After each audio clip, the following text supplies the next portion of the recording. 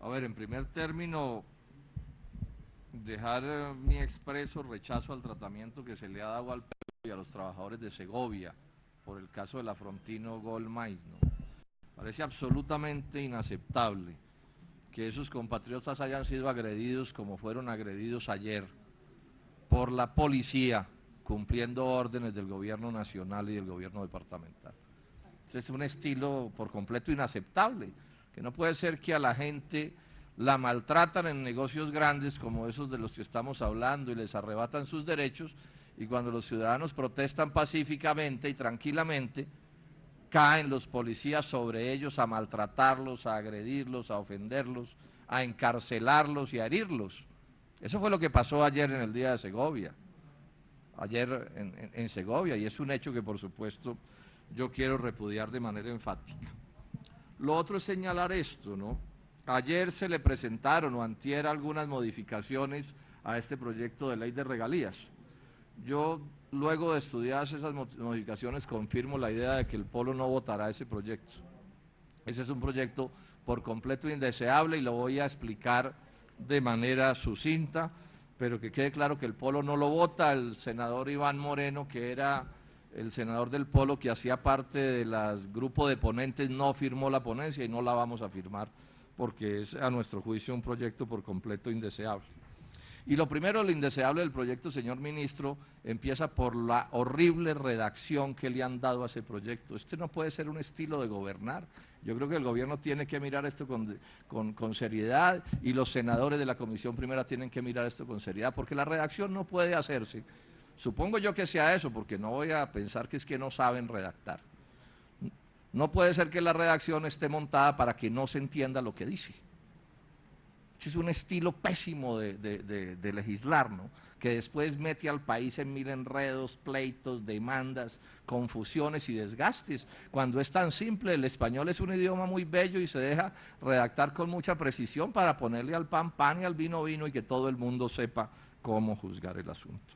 Dentro de esto quiero decirle esto a las gentes de los departamentos productores y de los municipios productores que hoy reciben las llamadas regalías directas. El proyecto, esta redacción nueva, como la anterior, los expropia de sus derechos sobre regalías. A mi juicio los expropia sobre el 100% de los derechos. Ahí no dice nada claro, preciso, que se pueda servir para reclamar que algún derecho les quedó a esos departamentos productores y a esos municipios productores. Lo he leído 50 veces, no lo encuentro. Realmente no lo encuentro. Ojalá estuviera allí algún derecho, así fuera mínimo, así fuera el 10%, lo que sea. No está el derecho.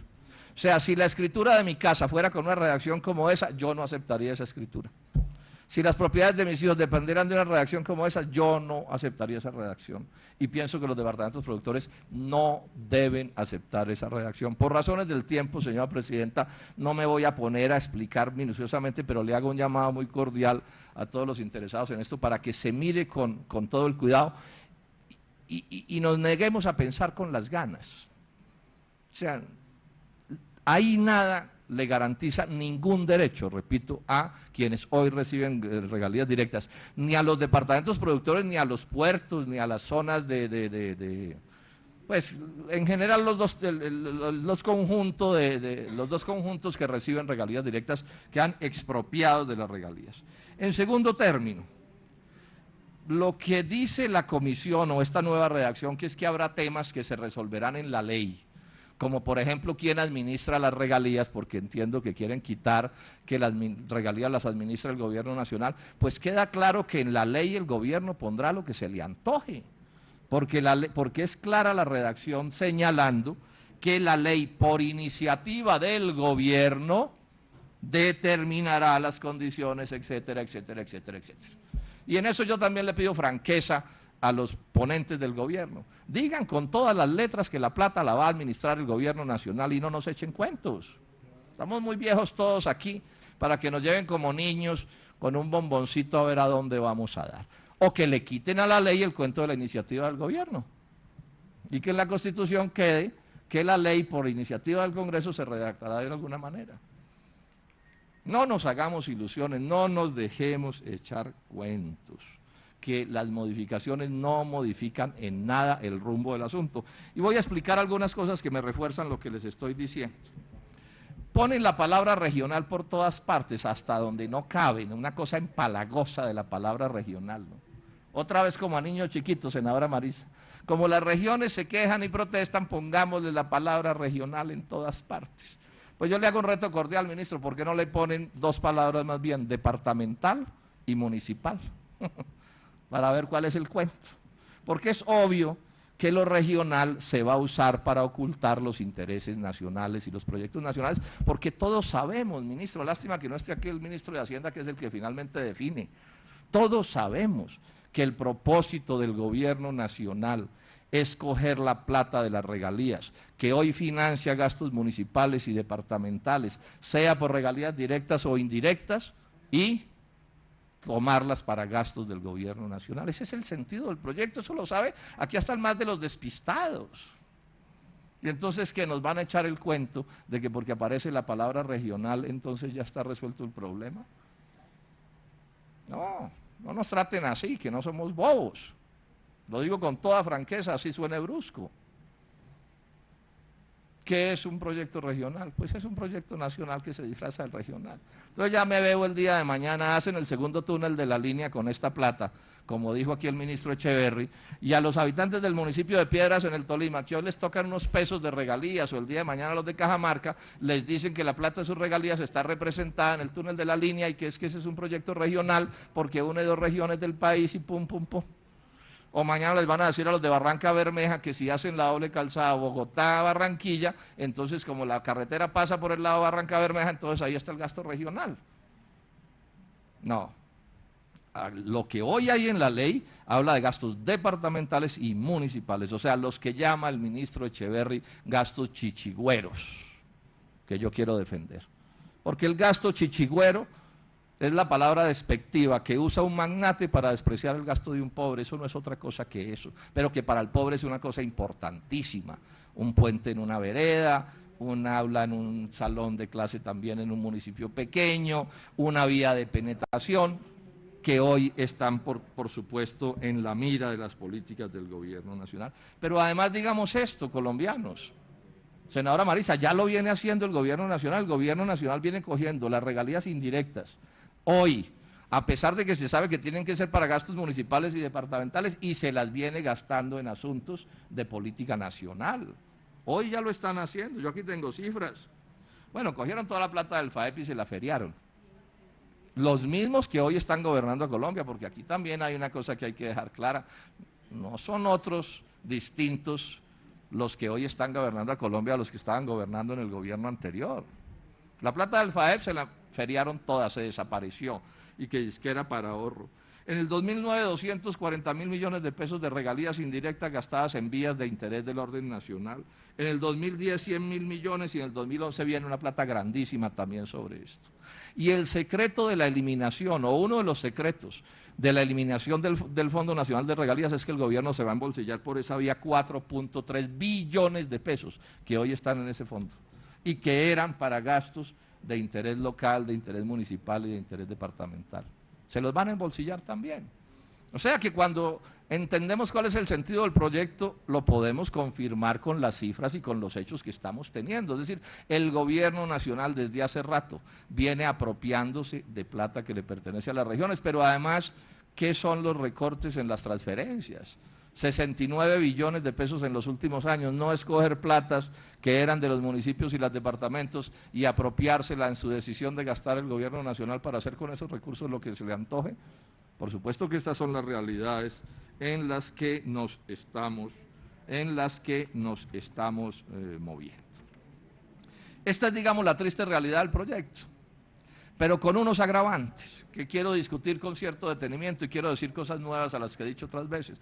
Voy a poner los ojos en el 30%, senadores, del Fondo de Ahorro y Estabilización Regional, al que le ponen la palabra regional, pero le dicen que lo administra nada menos que el Banco de la República, que al Banco de la República no le da orientaciones ni órdenes ni el gobierno nacional.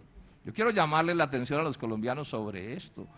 Un fondo de estabilización administrado por el Banco de la República, es un fondo que ni siquiera el gobierno nacional puede determinar sobre cómo lo maneja. Porque el Banco de la República es autónomo, eso es lo que dice la Constitución. Entonces ustedes se preguntarán, bueno, ¿y si no define en últimas ni el gobierno nacional, ni los gobiernos departamentales, ni los gobiernos municipales, quién define? Bueno, define el Banco de la República de acuerdo con qué, con las orientaciones y criterios de gasto del Fondo Monetario Internacional. Esto es un hecho de una gravedad inaudita. No dice en ninguna parte que tiene que ser según los criterios del Fondo Monetario Internacional, pero la lógica diseñada en la Constitución del modelo del libre comercio y del neoliberalismo, eso es lo que dice. Y finalmente esos intereses son los intereses del capital transnacional y del capital extranjero, porque aquí en el fondo, además de que el gobierno nacional, y ahora voy a explicar por qué, quiere administrar estos recursos grandes, la otra parte grande es que estamos hablando del 30% dejado en un fondo de estabilización. Yo no me opongo a que haya fondos de estabilización. Eso puede ser una necesidad de la economía de un país, por fenómenos de revaluación, principalmente es que se dejan los fondos de estabilización.